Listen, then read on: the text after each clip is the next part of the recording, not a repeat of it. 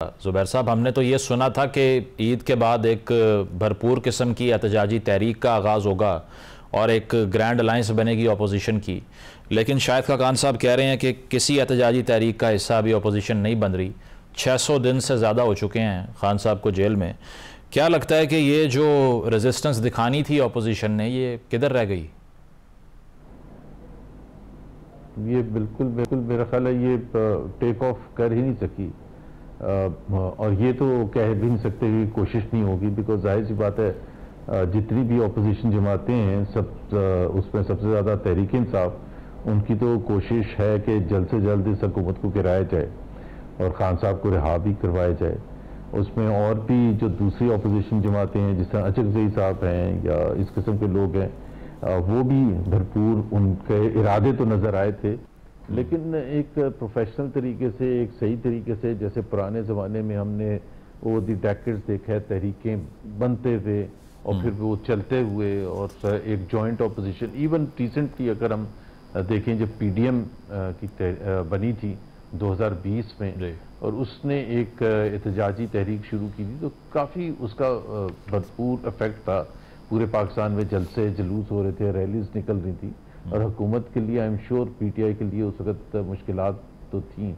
लेकिन यहाँ तो बिल्कुल एक जलसा भी नहीं मेरा ख्याल है। I mean I don't know, I should say bluntly और नॉट के मुझे नहीं लगता कि एक कराची मेन शहर में जलसा भी करने की इस वक्त पोजीशन में है। पेशावर में शायद कर सकें, ज़ाहिर है केपी में पीटीआई बहुत स्ट्रॉन्ग है, वहाँ ज़रूर कर सकती है, लेकिन से लाहौर की मीनार पाकिस्तान में उधर हुकूमत नकमी है कि वो इजाज़त नहीं देती मीनार पाकिस्तान में, बल्कि they should call the bluff, क्योंकि बिल्कुल so I agree with you कि कोई चांस नजर, लेकिन बिल्कुल ज़ुबैर साहब, एक अल्टरनेटिव ये था कि फिर बैक चैनल मुज़ाकरात किए जाएं, और अभी अप्रैल के महीने की बात करें तो 2 डेलीगेशंस यूएस से आते हैं जिनकी अस्करी क़यादत से मुलाकात होती है, गवर्नमेंट के लोगों से मुलाकात होती है। रिपोर्ट यही होता है कि खान साहब का जिक्र भी नहीं हुआ उसमें। तो वो जो लॉबिंग का हम सुनते थे या फिर जो ओवरसीज़ पाकिस्तानियों को इस्तेमाल किया जा रहा था पीटीआई की तरफ से मुज़ाकराती अमल को शुरू करने के लिए, वो भी आपको लगता है कारगर साबित नहीं हुआ? बिल्कुल भी नहीं हुई। मतलब ये मैं नहीं कह सकता कि उनकी जो ज़ाहिर है अंदर की कहानी तो मुझे नहीं पता, शायद बात हुई होगी, आई एम श्योर कुछ ना कुछ तो बात हुई होगी किसी हवाले से, चाहे वो फ्रीडम ऑफ एक्सप्रेशन के हवाले से है या दूसरी चीज़ें हैं, तो शायद बातचीत हुई। और बाय द वे मुसफ़िल, आपको पता होगा America now is the last country to dictate democratic traditions in Pakistan, to force democratic traditions in Pakistan. उनकी अपनी सूरत हाल जो है वो पाकिस्तान से कोई इतनी पीछे नहीं है। By the way, they have never done this. They are more comfortable with non-democratic regimes, right? Not comfortable but in a sense कि उनकी पोजीशन खुद एक बहुत वीक हो चुकी है। जिस किस्म की फैसले हो रहे हैं अमेरिका में और जिस किस्म की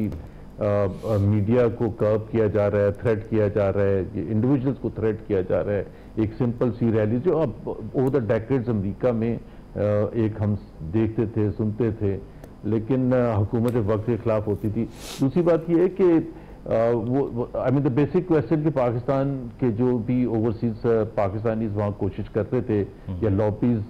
थी जो कोशिश कर रही थी खान साहब की रिहाई के हवाले से या पाकिस्तान की हुकूमत को दबाव में रखने के हवाले से, आई डोंट थिंक सो उसने कोई भी ऐसा इम्पैक्ट क्रिएट किया। ज़ुबैर साहब, इसके अलावा आपको लगता है कि एक और इशू पीटीआई के आइडियलिज्म का भी है, क्योंकि वो हमेशा सिचुएशन को आइडियलिस्टिकली रीड करते हैं, रियलिस्टिकली नहीं। फॉर एग्जांपल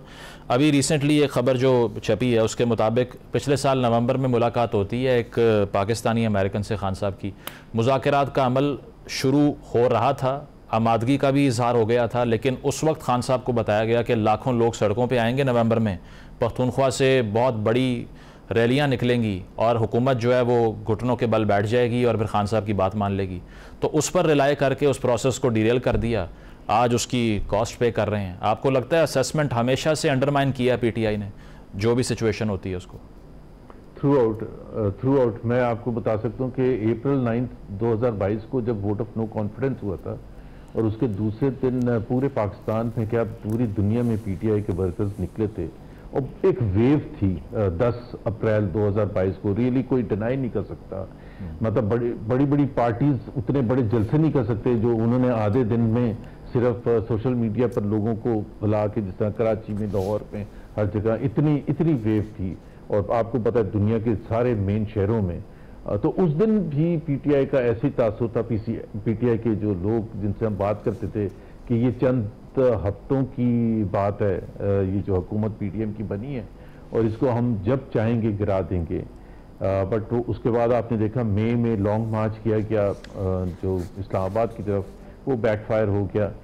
सो बिल्कुल वो जो उसमें दो चीज़ें जो पीटीआई नहीं, और ये इसमें हमारे पीटीआई के दोस्त मेरे से नाराज़ भी होते हैं जब मेरे से थ्रू आउट दिस पीरियड और पिछले 1 साल में ख़ास तौर पर इलेक्शन के बाद कि जी ये तो क्या खान साहब बाहर आ जाएंगे, क्या हुकूमत गिर जाएगी, तो मुझे तो नहीं लगता था, आज भी मुझे वही, बल्कि आज मैं ज़्यादा यकीन के साथ कह सकता हूँ कि इस वक्त तो कोई चांस नहीं है कि जो प्रेजेंट स्टेटस को है वो बरकरार ही रहेगा। वो गंडापुर साहब ने भी कह दिया कि ये मामला खान साहब की रिहाई का हमने अल्लाह पे छोड़ दिया है, बहुत क्लियर हो गई बात उससे। लेकिन इसके अलावा जब भी ये खबर आती है कि पीटीआई और एस्टैब्लिशमेंट के दरमियान कोई बातचीत हुई है, इतनी तनकीद हुकूमत से क्यों होती है? हर पार्टी का ये एसओपी रहा है हमेशा से। आप भी फॉर्मली पीएमएलएन में थे, उसमें भी सबको मालूम था कि चौधरी निसार साहब और शहबाज शरीफ साहब का जो फैक्शन था वो हमेशा से मियाँ साहब जो लड़ाई ले लिया करते थे उसको न्यूट्रलाइज करवाते थे बात करके एस्टैब्लिशमेंट से। अब अगर पीटीआई ये करती है तो क्या बुरा इसमें? देखिए पीटीआई बिल्कुल मुख्तलिफ है मुसम्मिल बाकी पीएमएलएन का आपने हवाला दिया या पीपीपी के हवाले से अगर हम बात करें। पीटीआई की जो नोयत है पॉलिटिक्स की, और मैं by the way I am not critical of that because मैं कहता हूं कि जी जिस एग्रेसिव तरीके से वो पॉलिटिक्स करते हैं और उसी में उनको पजीराई है, उसी की वजह से उनकी सपोर्ट है। अगर वो ब्रांड ऑफ पॉलिटिक्स चेंज कर देंगे तो इस वक्त सिर्फ एक ही एसेट है इमरान खान के पास, सिर्फ एक। बाकी सारी चीजें तो चाहे जुडिशरी है, चाहे पार्लियामेंट है, चाहे इंटरनेशनल कम्युनिटी की तरफ से प्रेशर एक्सपेक्ट करते, none of that is available to him now. Is only one जो करोड़ों लोग उनको सपोर्ट करते हैं, खासतौर पर उनकी सोशल मीडिया टीम जो भरपूर अंदाज में, जो आप अभी कह रहे हैं कि उन्होंने हमेशा ऐसा महसूस किया और जेन्युइनली शायद महसूस भी करते हैं कि आप इमरान को रिलीज कर देंगे, अब ये हुकूमत गिर जाएगी। बट वो अगर इस किस्म की थिंकिंग में है, जिसको आप शायद कह सकते हैं या बहुत से लोग कह सकते हैं एक ड्रीम वर्ल्ड है, मैं भी कह सकता हूँ ड्रीम वर्ल्ड है, लेकिन उसी से वो देखे ना, एक पॉलिटिकल पार्टी को अपोजिशन में जद्दोजहद करने के लिए और एक फेथ रखने के लिए बहुत सी चीजें ड्रीम करनी पड़ती हैं। अगर वो आज ही अनाउंस करते हैं, उनकी लीडरशिप में बहुत से लोग फील करें कि जी कोई स्कोप नहीं है, और वो अपने सपोर्टर्स को, करोड़ों सपोर्टर्स को ये यकीन दिलाना शुरू कर दे कि अभी तो बहुत लंबा टाइम है,